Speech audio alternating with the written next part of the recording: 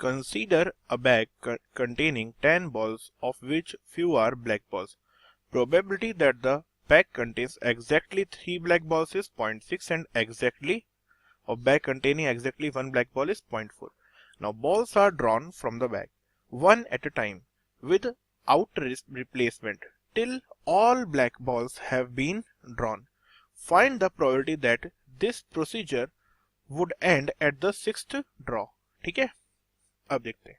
तो सबसे पहली बात, अगर हम देखेंगे कि प्रोबेबिलिटी कि उसमें 3 ब्लैक बॉल्स हो प्लस प्रोबेबिलिटी कि उसमें 1 ब्लैक बॉल्स हो, इसका सम कितना है 0.6 plus 0.4 which is equal to 1।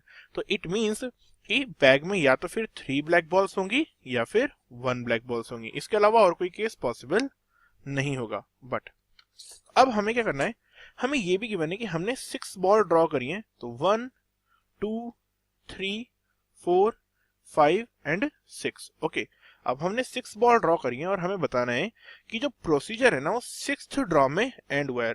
और प्रोसीजर एंड कब होता है, जब all black balls have been drawn. तो अगर मैं पहला केस देखूं, अगर मैंने 1 ब्लैक बॉल वाले बैग में से क्या करा हो, मतलब लेट से बैग में अगर 1 ब्लैक बॉल है तो क्या होगा। तो अगर मैं देखूंगा 1 ब्लैक बॉल वाले, मतलब हमारे क्या है 1 ब्लैक बॉल है इसमें हमारे पास में बैग में अभी, तो सबसे पहले तो बैग में 1 ब्लैक बॉल होने की प्रोबेबिलिटी क्या हो जाएगी 0.4। अब अगर प्रोसीजर हमारे पास में 6th प्रोसेस में एंड हो रहा है, तो ऑब्वियस सी बात है जब प्रोसीजर एंड होगा तब तो ब्लैक बॉल निकली होगी, क्योंकि तभी तो सारी ब्लैक बॉल निकली होंगी। तो यहाँ पे हमारी ब्लैक बॉल निकली है, ठीक है। तो इसके अलावा अगर मैं देखूं तो हमारे पास में पहली 5 प्लेसेस पे क्या हुआ होगा, जो और कलर्स की बॉल है वो निकली होंगी। ओके, तो टोटल बॉल्स कितनी है 10, जिनमें से 1 क्या है हमारे पास में ब्लैक बॉल है।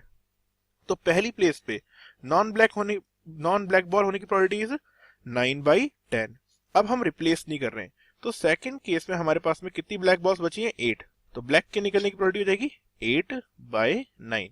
फिर थर्ड प्लेस पे हो जाएगी हमारे पास में 7/8, फिर फोर्थ प्लेस पे 6/7 एंड फिफ्थ प्लेस पे क्या हो जाएगी हमारे पास में 5/6। लेकिन अब 6th प्लेस पे क्या है, हमें ब्लैक बॉल ड्रॉ करनी है।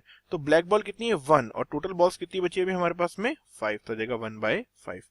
तो प्रोबेबिलिटी क्या होगी, 9 से 9 कैंसिल आउट, 8 से 8, 7 से 7, 6 से 6, 5 से 5 एंड आ गया 1। तो 0.4 इंटू 1 तो क्या जाएगा हमारे पास में, ये वैल्यू हो जाएगी 0.4 upon 10 which is equal to 1/40। Okay, तो ये हमारे पास में प्रोबेबिलिटी होगी अगर हमने 1 ब्लैक बॉल वाले बैग से ड्रॉ करेंगे। अगर यही हम 3 ब्लैक बॉल वाले बैग से ड्रॉ करेंगे तो क्या होगा, 3 ब्लैक बॉल वाला बैग है हमारे पास में। तो सबसे पहले तो 3 ब्लैक बॉल हो उसमें, इसकी प्रोबेबिलिटी कितनी है 0.6। ओके, ये हमें गिवन है क्वेश्चन में, 3 ब्लैक बॉल होने की प्रोबेबिलिटी 0.6।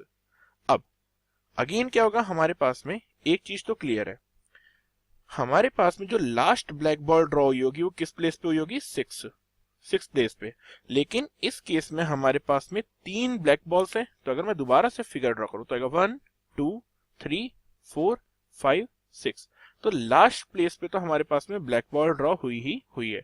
अब लेकिन इन 5 पोजीशन में से किन्हीं 2 पोजीशंस पे हमारी ब्लैक बॉल ड्रॉ हुई होंगी, क्योंकि टोटल कितनी ब्लैक बॉल्स हैं 3 ब्लैक बॉल्स हैं।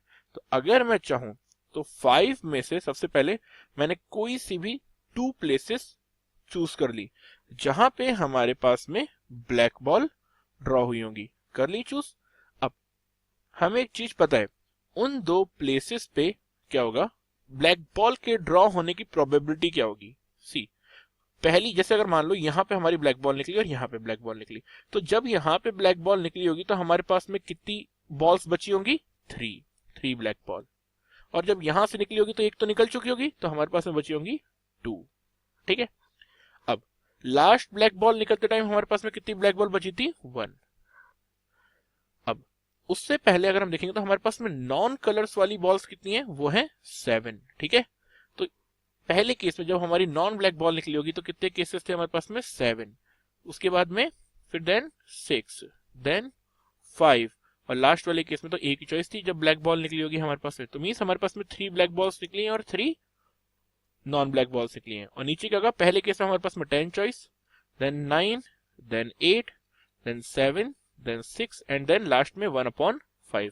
इसे सिंप्लीफाई करेंगे और ये बैक के 3 ब्लैक बॉल वाले होने की प्रोबेबिलिटी 0.6। इसे आप सिंप्लीफाई कर लेते हैं पूरी वैल्यू को, तो क्या होगा देखते हैं क्या क्या कैंसिल आउट होता है हमारे पास में। 5 से 5 कैंसिल आउट, 6 से 6 कैंसिल आउट, 7 से 7 कैंसिल आउट। ओके, नाउ 5 से 2 की वैल्यू कितनी होती है, इट इज इक्वल टू 10, तो आएगा 10 इंटू 0.6 इज 6, तो आएगा 6 इंटू 3 इंटू 2 अपॉन में आएगा 10 इंटू 9 इंटू 8, तो 3 इंटू 2 इज 6। तो इसे हम कैसे कैंसिल आउट करेंगे, 2 से 8 को 4 टाइम्स, 3 से 9 को 3 टाइम्स, फिर 6 से 3 को कैंसिल आउट कर दूंगा और 4 को 2 टाइम्स कैंसिल आउट कर दूंगा, तो वैल्यू क्या जाएगी यहाँ से 1/20।